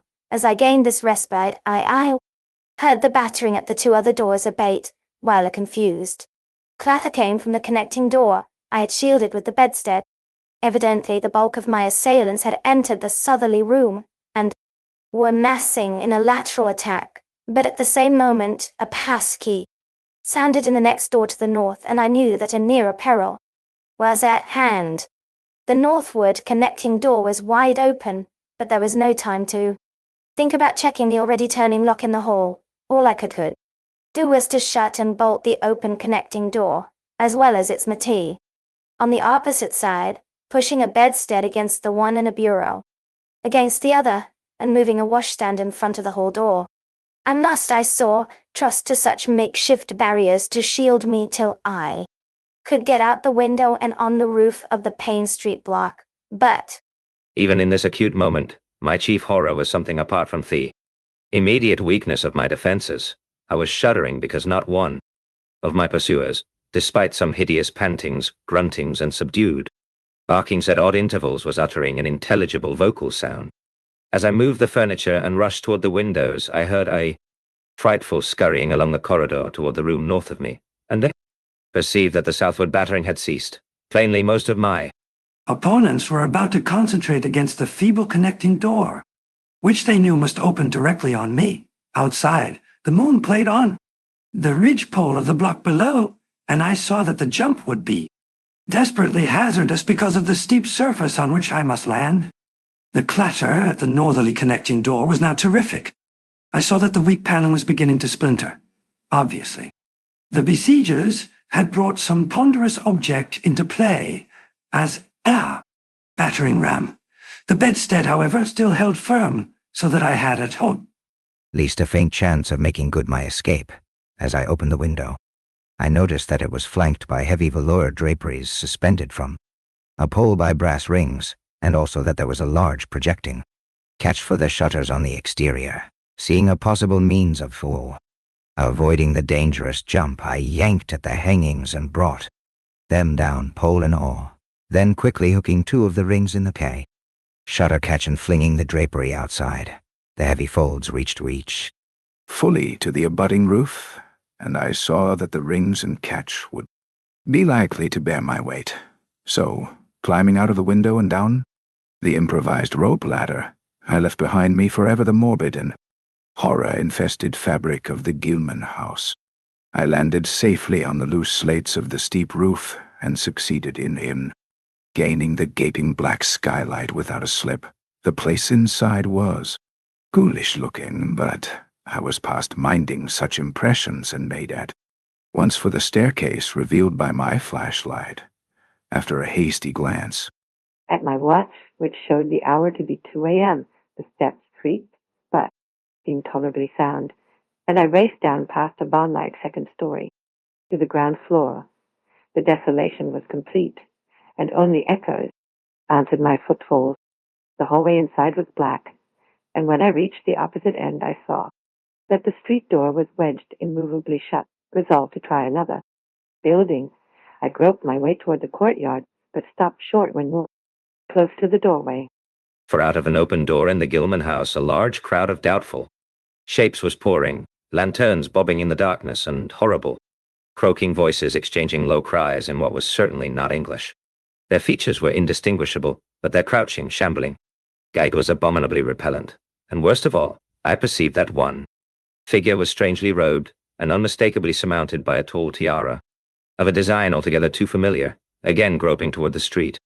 I opened a door off the hall and came upon an empty room with closely shuttered but sashless windows. Fumbling in the rays of my flashlight, I found I could open the shutters, and in another moment had climbed outside and was carefully closing the aperture in its original manner. I walked rapidly, softly, and close to the ruined houses. At Bates Street, I drew into a yawning vestibule while two shambling figures crossed in front of me, but was soon on my way again and approaching the open space where Elliott Street obliquely crosses Washington at the fair intersection of South. Though I had never seen the space, it had looked dangerous to me on the grocery youth's map, since the moonlight would have free play there. There was no use trying to evade it, for any alternative course would involve detours of possibly disastrous visibility and delaying effect. The only thing to do was to cross it, boldly and openly, imitating the typical shamble of the Innsmouth folk, as best I could, and trusting that no one, or at least no pursuer of mine, would be there. Just how fully the pursuit was organized, and indeed, just what its purpose might be, I could form no idea. there seemed to be unusual activity in the town. But I judged that the news of my escape from The Gilman had not yet spread. The open space was, as I had expected, strongly moonlit, but my progress was unimpeded, and no fresh sound arose to hint that I had been spied. Glancing about me, I involuntarily let my pace slacken for a second to take in the sight of the gorgeous in the burning moonlight of the street's end. Far out beyond the breakwater was the dim, dark line of devilry. Then, without warning, I saw the intermittent flashes of light on the distant reef. My muscles tightened for panic flight, held in only by a certain unconscious caution and half-hypnotic fascination. And to make matters worse, there now flashed forth from the lofty cupola of the Gilman House, which loomed up to the northeast behind me, a series of dull, analogous though differently spaced gleams, which could be nothing less than an answering signal. I now bent to the left around the ruinous green, still gazing toward the ocean as it blazed in the spectral summer moonlight, and watching the cryptical flashing of those nameless, unexplainable beacons. It was then that the most horrible impression of all was borne in upon me, the impression which destroyed my last vestige of self-control and sent me running frantically southward, past the yawning black doorways and fishily staring windows of that deserted nightmare street. For at a closer glance I saw that the moonlit waters between the reef and the shore were far from empty. They were alive with a teeming horde of shapes swimming inward toward the town. My frantic running ceased before I had covered a block, for at my lefty, I began to hear something like the hue and cry of organized pursuit. There were footsteps and guttural sounds, and a rattling motor wheezed. South along Federal Street. In a second all my plans were utterly changed, for if the southward highway were blocked ahead of me, I must clearly find another egress from Innsmouth. I paused and drew into a gaping doorway, reflecting how lucky I was to have left the moonlit open space before these pursuers came down the parallel street. Then I thought of the abandoned railway to Rowley, whose solid line of ballasted, weed-grown earth still stretched off to the northwest from the crumbling station on the edge of the river gorge. There was just a chance that the townsfolk would not think of that. Drawing inside the hall of my deserted shelter, I once more consulted the grocery boy's map with the aid of the flashlight. The immediate problem was how to reach the ancient railway, and I now saw that the safest course was ahead to Babson Street, then west to Lafayette. There, edging around but not crossing an open space homologous to the one I had traversed, and subsequently back northward and westward in ill, zigzagging line through Lafayette, Bates, Adams, and Bank Streets, the latter skirting the river gorge, to the abandoned and dilapidated station I had seen from my window. My reason for going ahead to Babson was that I wished neither to recross the earlier open space nor to begin my westward course along a cross street as broad as south. I crossed the street to the right-hand side in order to edge around into Babson as inconspicuously as possible. In Babson Street, I clung as closely as possible to the sagging, uneven buildings, twice pausing in a doorway as the noises behind me momentarily increased. The open space ahead shone wide and desolate and under the moon, but my route would not force me to cross it. During my second pause, I began to detect a fresh distribution of the vague sounds, and upon looking cautiously out from cover, beheld a motor car darting across the open space, bound outward along Elliott Street. As I watched, choked by a sudden rise in the fishy odor after a short abatement, I saw a band of uncouth, crouching shapes loping and shambling in the same direction, and knew that this must be the party guarding the Ipswich Road, since that highway forms an extension of its Elliott Street. Two of the figures I glimpsed were in voluminous robes, and one wore a peaked diadem which glistened whitely in the moonlight. The gait of this figure was so odd that it sent a chill through me. For it seemed to me the creature was almost hopping. When the last of the band was out of sight, I resumed my progress, darting around the corner into Lafayette Street, and crossing Elliot. Very hurriedly, lest stragglers of the party be still advancing along that thoroughfare. I did hear some croaking and clattering sounds, far off toward town square, but accomplished the passage without. Disaster! My greatest dread was in recrossing broad and moonlit South Street, with its seaward view, and I had to nerve myself for the ordeal. Someone might easily be looking, and possible Elliot Street. Stragglers could not fail to glimpse me from either of 2 points. The last moment I decided I had better slacken my trot and make the crossing as before in the shambling gait of an average Innsmouth native. I had not quite crossed the street when I heard a muttering bandit advancing along Washington from the north. As they reached the broad, open space where I had had my first disquieting glimpse of the moonlit water, I could see them plainly only a block away, and was horrified by the bestial abnormality of their faces and the dog-like subhumanness of their crouching gait. One man moved in a positively simian way, with long arms frequently touching the ground, while another figure, robed and tiaraed, seemed to progress in an almost hopping fashion. I judged this party to be the one I had seen in the Gilman's courtyard, the one, therefore, most closely on my trail. As some of the figures turned to look in my direction, I was transfixed with fright, yet managed to preserve the casual shambling gait I had assumed. To this day I do not know whether they saw me or not. If they did, my stratagem must have deceived them, for they passed on across the moonlit space without varying their course, meanwhile croaking and jabbering in some hateful guttural patois I could not identify.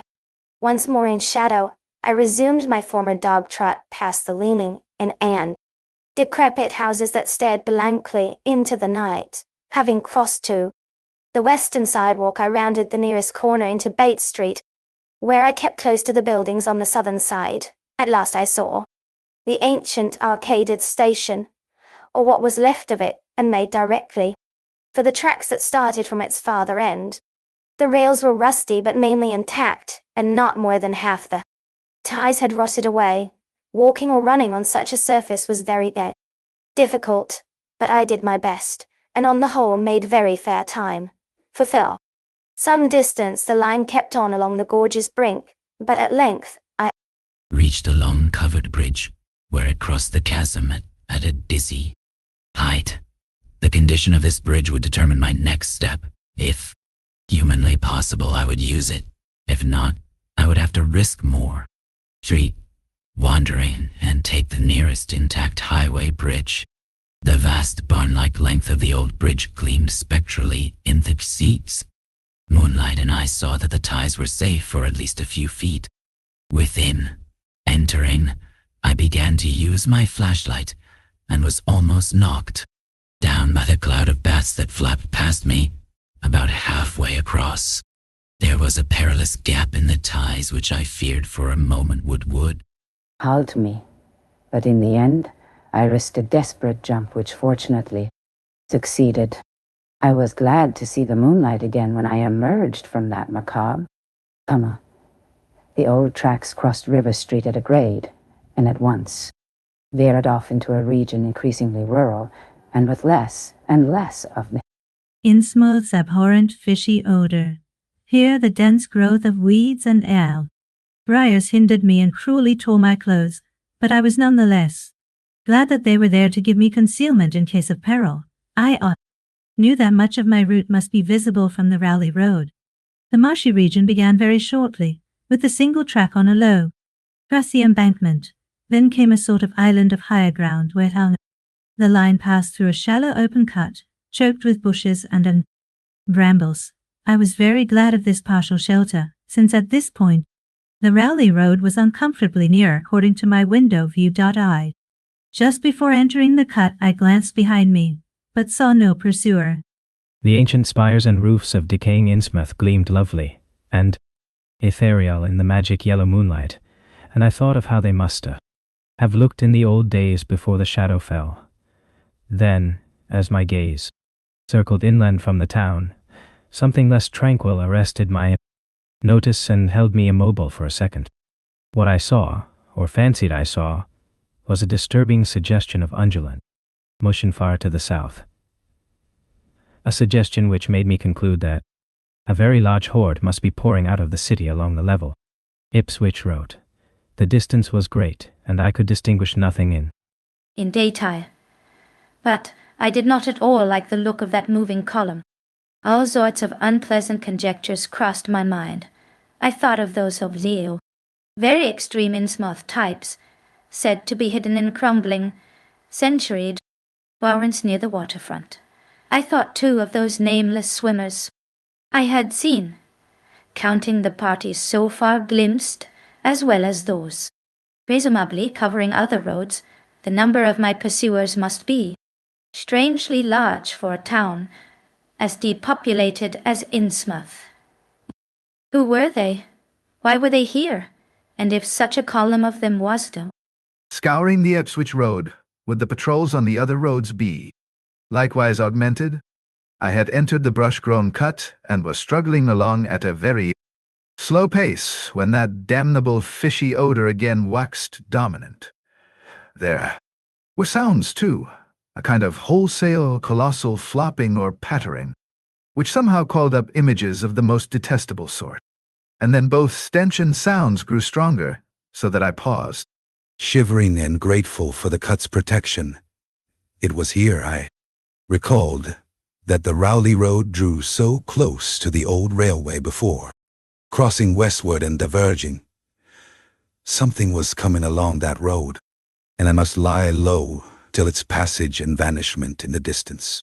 Crouched in the bushes of that sandy cleft, I felt reasonably safe, even though I knew the searchers would have to cross the track in front of me not much more than 100 yards away.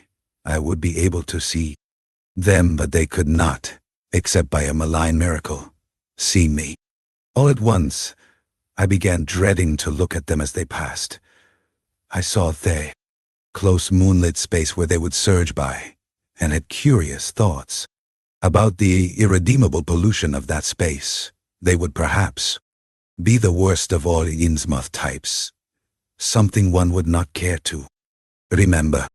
The stench waxed overpowering, and the noises swelled to a bestial babble of croaking, baying, and barking, without the least suggestion of human speech.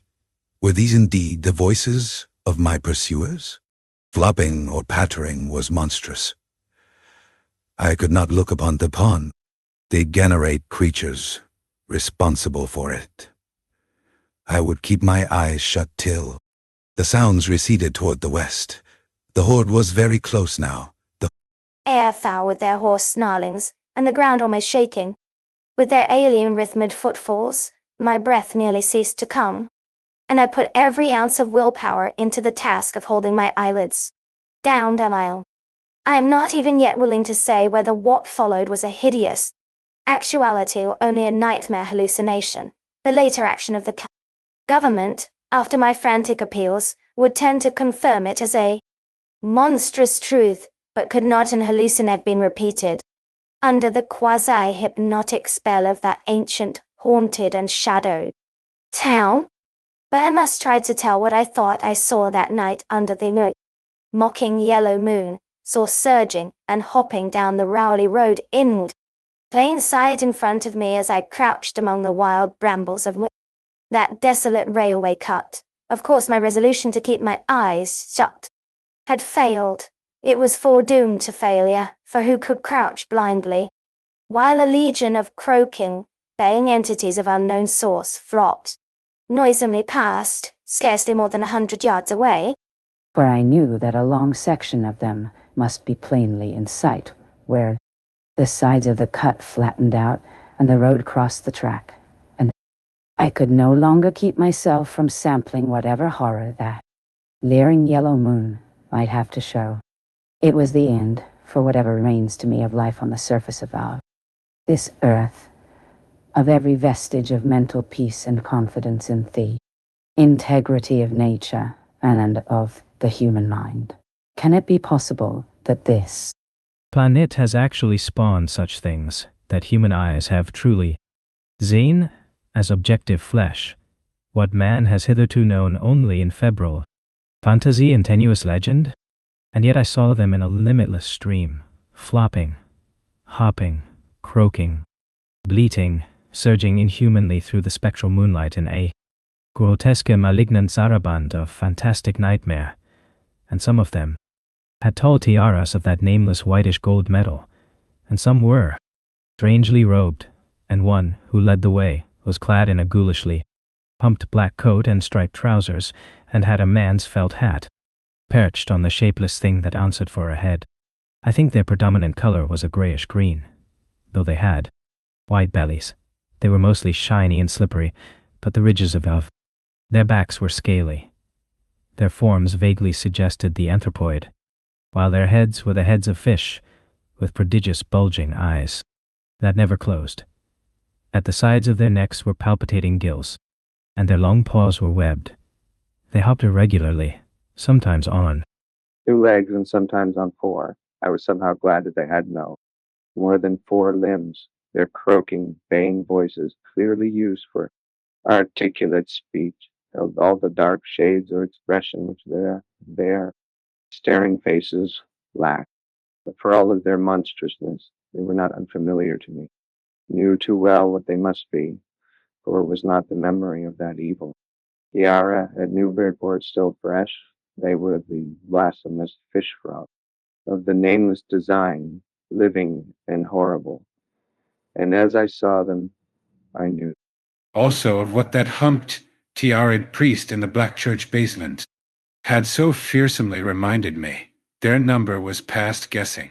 It seemed to me that there were limitless swarms of them, and certainly my momentary glimpse could have shown only the least fraction. In another instant, everything was blotted out by a merciful fit of fainting. The first I had ever had. It was a gentle daylight rain that awaked me from my stupor in the brush-grown railway cut, and when I staggered out to the roadway ahead, I saw no trace of any prints in the fresh mud, Innsmouth's ruined roof, and toppling steeples loomed up grayly toward the southeast. But not living creature did I spy in all the desolate salt marshes around. My watch was still going, and told me that the hour was past noon. The reality of what I had been through was highly uncertain in my mind, but I felt that something hideous lay in the background. I must get down. Away from evil-shadowed Innsmouth, and accordingly I began to test my cramped, wearied powers of locomotion. Despite weakness, hunger, horror, and bewilderment, I found myself after a time able to walk. So, started slowly along the muddy road to Rowley. Before evening I was in the village, getting a meal and providing myself with presentable clothes. I caught the night train to Arkham, and the next day talked long and earnestly with government officials there, a process I later repeated in Boston. With the main result of these colloquies the public is now familiar, and I wish, for normality's sake, there were nothing more to tell. Perhaps it is madness that is overtaking me, yet perhaps a greater horror, or a greater marvel, is reaching out. I dared not look for that piece of strange jewelry, said to be in the Miskatonic University Museum. I did, however, improve my stay in Arkham by collecting some genealogical notes I had long wished to possess. Very rough and hasty data, it is true, but capable of good use later, on when I might have time to collate and codify them. The curator of them, the Historical Society there, Mr. E. Lapham Peabody, was very courteous about assisting me, and expressed unusual interest when I told him I was a grandson of Eliza Orne of Arkham, who was born in 1867 and had married James Williamson of Ohio at the age of 17. It seemed that a maternal uncle of mine had been there many years before on a quest, much like my own, and that my grandmother's family was a topic of some local curiosity. There had, Mr. Peabody said, been considerable discussion about the marriage of her father, Benjamin Orne, just after the Civil War, since the ancestry of the bride was peculiarly puzzling. That bride was understood to have been an orphaned Marsh of New Hampshire, a cousin of the Essex County Marshes, but her education had been in France, and she knew very little of her family. Guardian had deposited funds in a Boston bank to maintain her and her. French governess, but that guardian's name was unfamiliar to Arkham. People, and in time he dropped out of sight, so that the governess assumed his role by court appointment. The Frenchwoman, now long dead, was very taciturn, and there were those who said she could have told more than she did. But the most baffling thing was the inability of anyone to place her. The recorded parents of the young woman, Enoch and Lydia Marsh, among the known families of New Hampshire, possibly. Many suggested she was the natural daughter of some Marsh of some prominence. She certainly had the true Marsh eyes. Most of their puzzling was done after her early death, which took place at the birth of my grandmother, her only child, having formed some disagreeable impressions connected with the name of Marsh. I did not welcome the news that it belonged on my own ancestral tree, nor was I pleased by Mr. Peabody's suggestion that I had the true Marsh eyes myself. However, I was grateful for data which I knew would prove valuable, and took copious notes and lists of book references regarding the well-documented Orne family. I went directly home to Toledo from Boston, and later spent a month at Malmö recuperating from my ordeal. In September I entered Oberlin for my final year, and from then till the next June was busy with these studies and other wholesome activities, reminded of the bygone terror. Only by occasional official visits from government men in connection with the campaign which my pleas and evidence had started. Around the middle of July, just a year after the Innsmouth experience, I spent a week with my late mother's family in Cleveland, checking some of my new genealogical data with the various notes, traditions, and bits of heirloom material in existence there, and seeing what kind of a connected chart I could construct. I did not exactly relish this task, for the atmosphere of this Williamson home had always depressed me. There was a strain of morbidity there, and my mother had never encouraged my visiting her parents as a child, although she always welcomed her father when he came to Toledo. My Arkham-born grandmother had seemed strange and almost terrifying to me, and I do not think I grieved when she disappeared. I was 8 years old then, and it was said that she had wandered off in grief after the suicide of my Uncle Douglas, her eldest son. He had shot himself after a trip to New England, the same trip, no doubt, which had caused him to be recalled at the Arkham Historical Society. This uncle had resembled her, and I had never liked him either. Something about the staring, unwinking expression of both of them had given me a vague, unaccountable uneasiness. My mother and uncle Walter had not looked like that. They were like their father, though poor little cousin Lawrence, Walter's son, had been an almost perfect duplicate of his grandmother before his condition took him to the permanent seclusion of a sanitarium at Canton. I had not seen him in 4 years, but my uncle once implied that his state, both mental and physical, was very bad. This worry had probably been a major cause of his mother's death 2 years before. My grandfather and his widowed son, Walter, now comprised the Cleveland household, but the memory of older times hung thickly over it. I still disliked the place and tried to get my researches done as quickly as possible. Williamson records and traditions were supplied in abundance by my grandfather, though for Orne material, I had to depend on my uncle, Walter, who put at my disposal the contents of all his files, including notes, letters, cuttings, heirlooms, photographs, and miniatures. It was in going over the letters and pictures on the Orne side that I began to acquire a kind of terror of my own ancestry, as I have said, as my grandmother and Uncle Douglas had always disturbed me. Now, years after their passing, I gazed at their pictured faces with immeasurably heightened feeling of repulsion and alienation. I could not at first understand the change, but gradually a horrible sort of comparison began to obtrude itself on my unconscious mind, despite the steady refusal of my consciousness to admit even the least suspicion of it. It was clear that the typical expression of these faces now suggested something it had not suggested before, something which would bring stark panic if too openly thought of. But the worst shock came when my uncle showed me the orange jewelry in view. A downtown safe deposit vault. Some of the items were delicate and inspiring enough, but there was one box of strange old pieces descended from my mysterious great-grandmother, which my uncle was almost reluctant to produce. They were, he said, very grotesque and almost repulsive designed. As my uncle began slowly and grudgingly to unwrap the things, he urged me not to be shocked by the strangeness and frequent hideousness of the designs. There were 2 armlets, a tiara, and a kind of pectoral, the latter having in high relief certain figures of almost unbearable extravagance. He seemed to expect some demonstration when the first piece, tiara, became visible, but I doubt if he expected quite what actually happened.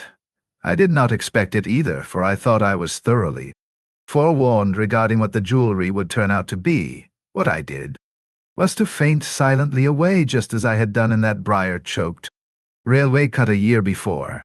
From that day on, my life has been a nightmare of brooding and apprehension, nor do I know how much is hideous truth and how much madness. My great-grandmother had been a marsh of unknown source, whose husband lived in Arkham, and did not old Zadok say that the daughter of Obed Marsh by a monstrous mother was married to an Arkham man through a trick? What was it the ancient toper had muttered about the likeness of my eyes to Captain Obed's? In Arkham, too, the curator had told me I had the true Marsh eyes. Was Obed Marsh my own great-great-grandfather? Who, or what then, was my great-great-grandmother? But perhaps this was all madness. Those whitish gold ornaments might easily have been bought from some Innsmouth sailor by the father of my great-grandmother, whoever he was, and that look in the staring-eyed faces of my grandmother and self-slain uncle might be sheer fancy, bolstered up by the Innsmouth shadow which had so darkly colored my imagination. But why had my uncle killed himself after an ancestral quest in New England? For more than 2 years, I fought off these reflections with partial success. My father secured me a place in an insurance office, and then I buried myself in routine as deeply as possible. In the winter of that 1930-31, however, the dreams began. They were very sparse and insidious at first, but increased in frequency and vividness as the weeks went. Great watery spaces opened out before me, and I seemed to wander through titanic sunken porticos and labyrinths of weedy cyclopean walls, and grotesque fishes as my companions. Then the other shapes began to appear, filling me with nameless horror the moment I awoke. But during the dreams they did not horrify me at all. I was one with them, wearing their unhuman trappings, treading their Akios ways, and praying monstrously at their evil sea-bottom temples. There was much more than I could remember, but even what I did remember, each morning would be enough to stamp me as a madman or a genius if ever I dared write it down. Some frightful influence I felt was seeking gradually to drag me out of the sane world of wholesome life into unnameable abysses of blackness and alienage, and the process told heavily on me. My health and appearance grew steadily worse, till finally I was forced to give up my position and adopt the static, secluded life of an invalid. Some odd nervous affliction had me in its powerful grip, and I found myself at times almost unable to shut my eyes. It was then that I began to study the mirror with mounting alarm. The slow ravages of disease are not pleasant to watch, but in my case there was something subtler and more puzzling in the background. My father seemed to notice it too, for he began looking at me curiously and almost affrightedly. What was taking place in me? Could it be that I was coming to resemble my grandmother and Uncle Douglas? One night, I had a frightful dream in which I met my grandmother. Under the sea, she lived in a phosphorescent palace of many terraces, with gardens of strange leprous corals and grotesque brachiate efflorescences, and welcomed me with a warmth that may have been sardonic. She had changed, as those who take to the water. Change? And told me she had never died. Instead, she had gone to a spot her dead son had learned about, and had leaped to a realm whose wonders, destined for him as well, he had spurned with a smoking pistol. This was to be my realm, too. I could not escape it. I would never die, but would live with those who had lived since before man. Ever walk the earth. Illustration. One night, in a frightful dream, I met two ancient ones. Under the sea, in a phosphorescent, many-terraced palace surrounded by gardens of strange, leprous corals. I met also that which had been her grandmother. For 80,000 years Pitalali had lived in Yahanafly, and thither she had gone. Back after Obed Marsh was dead. Yanafly was not destroyed when the upper earth men shot death into the sea. It was hurt, but not destroyed. The deep ones could never be destroyed, even though they... Pelagian magic of the forgotten old ones might sometimes check them. For the present they would rest, but someday, if they remembered, they would rise again for the tribute great Cthulhu craved. It would be a city greater than Innsmouth next time. They had planned to spread, and had brought up that which would help them. But now they must wait once more. For bringing the upper earth men's death I must do a penance. But that would not be heavy. This was the dream in which I saw Shoggothor the first time, and the sight set me awake in a frenzy of screaming. That morning the mirror definitely told me I had acquired the Innsmouth look. So far I have not shot myself as my Uncle Douglas did. I bought an automatic and almost took the step, but certain dreams deterred me. 10-6 dreams of horror are lessening, and I feel queerly drawn toward Noan, the unknown sea deeps, instead of fearing them. I hear and do strange things in sleep, and awake with a kind of exaltation instead of terror. I do not believe I need to wait for the full change as most have waited. If I did, my father would probably shut me up in a sanitarium. As my poor little cousin is shut up, stupendous and unheard of splendors await me below, and I shall seek them soon. Olé. Kuluftang. Aye. No, I shall not shoot myself. I cannot be made to shoot myself. I shall plan my cousin's escape from that Canton madhouse, and together we shall go to marvel-shadowed Innsmouth. We shall swim out to that brooding reef in the sea and dive down through black abysses to Cyclopean and many-columned Yahanfley, and in that lair of the deep ones we shall dwell amidst wonder and glory forever. Fin del audiolibro por MvIiaX, Guion, M8AX, procesado y usando CPU, Intel Core, i5-10210U, CPU 1.6, on honor, AMDD, mi madre.